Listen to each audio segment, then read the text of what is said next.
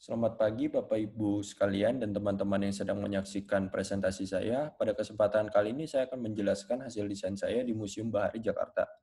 Pada awal-awal saya akan menceritakan sejarah dari Museum Bahari. Pada tahun 1718 sampai 1774, eh, saat penjajahan Belanda, bangunan ini digunakan untuk menyimpan rempah-rempah VOC yang akan digunakan dan dikirim ke Eropa.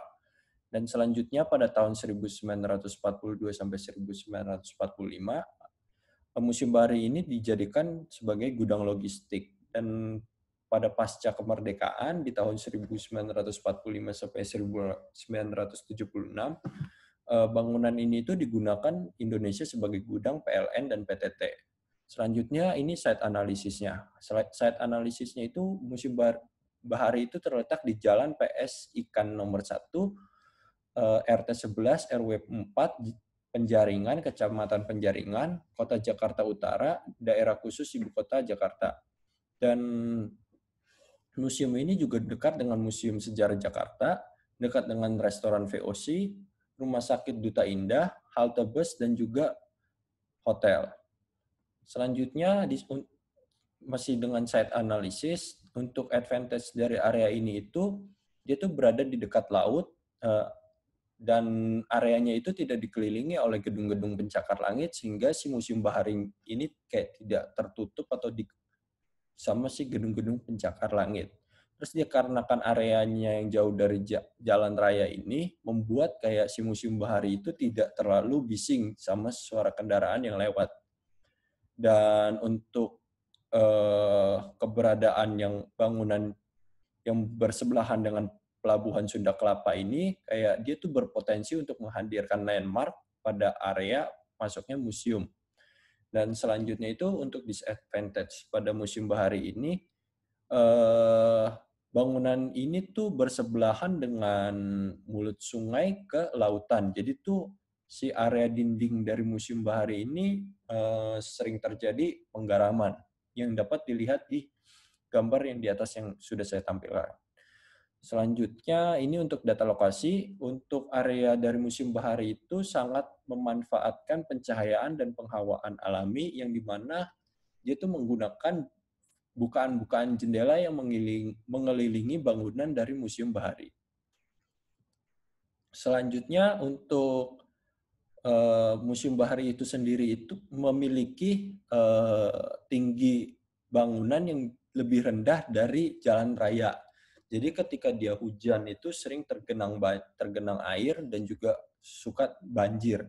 Maka dari itu dalam pemilihan materialnya sendiri kayak mesti dicari yang tahan terhadap air. Next, ini merupakan area yang saya dapat untuk area yang saya desain. Area yang warna merah keorenan ini area workshop. Yang kuning itu area pamer temporer dan crafting area. Yang hijau itu area transisi jembatan. Yang biru itu area transisi lantai 1 gedung C. Dan yang ungu itu area transisi lantai 2 gedung C. Untuk rumusan masalahnya ini ada 6 poin. Yang pertama itu tetap mengusung aturan dari cagar budaya. Yang kedua, merancang aktivitas area kerja, area penyimpanan, dan area display di area workshop. Yang ketiga, menyusun tata letak panel dan lemari display di area pamer temporer. Yang selanjutnya, merancang area kerja berkelompok pada crafting area. Yang poin yang kelima itu merancang alur sirkulasi yang dapat mempermudah pengguna kursi roda dan perpindahan barang dari lantai 1 ke lantai 2. Dan yang terakhir itu merancang area transisi dengan memperhatikan alur cerita yang dibawakan dari area 1 ke area selanjutnya. Untuk konsep itu sendiri, saya menggunakan konsep bentuk geometris dan simetris. Hal ini dikarenakan konsep bentukan dari Museum Bahari yang sudah sudah dibawa dari bangunan existing, dan bentukan ini juga mirip dengan bentukan-bentukan kapal pada umumnya. Selanjutnya untuk konsep warna, saya menggunakan warna earth tone. Konsep warna earth tone ini menggunakan warna dasar dari yang sudah dibawa dari Museum Bahari existing. Fungsinya itu biar lebih senada dari area-area yang dibawakan. Selanjutnya itu menggunakan di konsep material itu lebih difokuskan ke 3 poin, yaitu durable, natural, dan sustainable. Jadi material-material ini tuh memiliki sifat daya tahan yang cukup tinggi dan juga memiliki karakter yang natural yang dekat terhadap dengan alam dan memiliki sifat sustainable atau yang kayak mudah untuk didaur ulang dan dapat digunakan kembali. Selanjutnya, konsep penghawaan. Untuk konsep penghawaan itu sendiri, saya menggunakan konsep penghawaan alami, yang dimana lebih memfokuskan pada bukaan-bukaan jendela yang sudah dihadirkan oleh Museum Bahari. Untuk konsep pencahayaan, sebagian besar konsep pencahayaan yang saya gunakan itu merupakan pencahayaan alami, yang dimana juga sama masih menggunakan bukaan-bukaan jendela yang sudah dihadirkan dari Museum Bahari. Akan tetapi ada beberapa titik yang saya tambahkan untuk beberapa pencahayaan buatan seperti spotlight dan tracklight untuk memfokuskan objek pamer yang di-display. Selanjutnya untuk konsep ergonomi ini lebih difokuskan pada area furniture yang digunakan, terutama di area pamer temporer, area crafting dan juga workshop.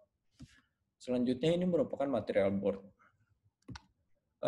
Untuk area yang pertama saya akan menjelaskan area workshop. Area workshop ini terbagi menjadi 2 area lagi, yaitu area kerja workshop dan area display. Dan fungsi dari area display ini itu buat kayak ngedisplay objek-objek pamer yang sudah dibuat oleh staf dari Museum Bahari, dan juga bisa ngedisplay dari objek-objek hasil workshop dari pengunjung yang setelah bekerja tidak ingin dibawa pulang lagi. Dan pada area workshop ini saya juga mendesain salah satu furniture yang paling penting itu di area kerjanya. Jadi area kerjanya ini terbagi menjadi 3, yaitu yang pertama area kerja, area penyimpanan peralatan workshop, dan juga area penyimpanan alat dan bahan workshop. Selanjutnya, ini merupakan simulasi penggunaan meja workshop, yang dimana yang pertama ini merupakan area kerja yang ini tuh sangat aktivitas yang paling sering terjadi itu di area ini. Yang pertama itu kayak proses pembuatannya, mewarnai, merakit, ataupun memotong, itu terjadi di area ini. Dan selanjutnya itu untuk area biru itu lebih ke penyimpanan part-part atau barang yang akan digunakan di step selanjutnya. Dan untuk area yang jauh ini, untuk penyimpanan barang-barang yang kemungkinan akan digunakan di akhir, ataupun penyimpanan smartphone dari si pengunjung. Dan untuk selanjutnya, ini untuk area penyimpanan yang warna ungu itu buat peralatan seperti lem, cutter, gunting, ataupun dan sebagainya. Dan ada juga area laci, itu buat kayak penyimpanan sapu tangan, apron, dan juga kacamata. Selanjutnya ini area pamer temporer. Untuk area pamer temporer ini saya desain untuk tiga orang melakukan sirkulasi secara berlangsung. Jadi kayak ketika ada orang yang sedang melihat objek pamer di bagian ini secara berhadap kayak saling di tempat yang sama, jadi itu kayak masih ada space sirkulasi sekitar 100 sampai 120 cm. Jadi kayak si pengguna kursi roda pun ataupun orang yang lagi lewat melakukan sirkulasi kayak masih muat buat lewat area ini. Dan untuk area pamer temporer ini, setiap furniture-nya itu lebih memperhatikan untuk si pengguna kursi roda. Jadi si pengguna kursi roda punya space kaki biar lebih nge-zoom ke objek-objek pamernya.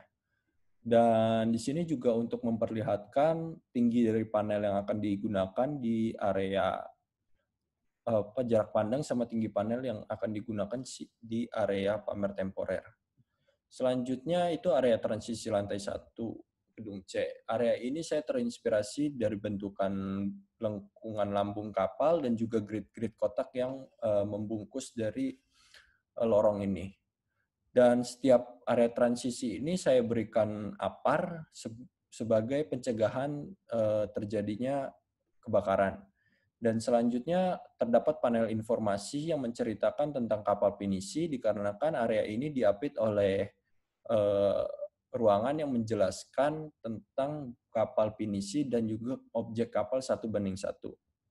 Selanjutnya ini untuk transisi lantai 2, di mana bentukan ini masih sama. Saya juga terinspirasi dari lambung kapal, dan dia tuh seolah-olah di sini ada patung yang sedang melakukan proses pembuatan lambung kapal. Dan untuk panel informasinya itu masih sama, menjelaskan tentang proses pembuatan dari kapal pinisi. Kalau yang sebelumnya itu dari sejarah kapal pinisi. Selanjutnya itu crafting area. Crafting area ini saya lebih fokus ke area kerjanya, yaitu area meja ini terbagi menjadi 3 area lagi, yaitu area tempat penyimpanan yang menggunakan backboard, terus lemari susun yang dapat digunakan untuk menyusun lem atau cat ataupun sebagainya, dan laci penyimpanan. Selanjutnya, alasan saya menggunakan warna biru pada backboard ini dan juga beberapa sisi di area meja itu buat meminimalisir tercemarnya kotoran di area-area ini. Dan selanjutnya ada juga saya kasih meja yang berukuran dengan besar, dan belakangnya itu ada backboard berwarna hitam. Ini fungsinya juga buat kayak biar kotoran itu tidak mudah terlihat. Dan fungsi dari meja besar ini kayak buat staff dari Museum Bahari itu bekerja kelompok di area ini, kayak misalnya dia ngelakuin reparasi barang-barang display dari area pamer, sama di sini saya menempatkan tong sampah yang dapat berfungsi untuk staff-staff membuang sampah biar langsung di sini, jadi nggak kayak sampah tuh bertebaran di mana-mana. Selanjutnya ini area transisi jembatan. Untuk area transisi jembatan ini saya hanya menambahkan satu area lift yang berfungsi untuk mempermudah si pengguna kursi roda untuk naik ke lantai 2. Jadi biar si pengguna kursi roda ini masih bisa ikut serta melihat objek-objek pamer yang dibawakan oleh Museum Bahari. Dan juga mempermudahkan perpindahan barang dari lantai 1 ke lantai 2. Dan untuk area transisi jembatan ini tidak banyak yang saya ubah. Dari segi area transisi existing ini, kayak dia tuh udah terlihat ergonomis, dari sisi railing jembatannya juga udah cukup aman untuk anak-anak kecil dan juga orang dewasa. Selanjutnya, terima kasih atas pendengaran presentasi saya dari awal sampai akhir. Thank you.